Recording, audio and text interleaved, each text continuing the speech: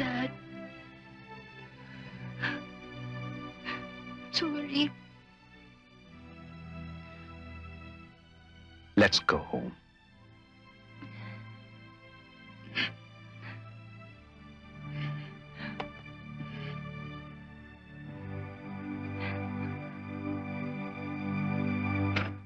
Mag-uusap tayo!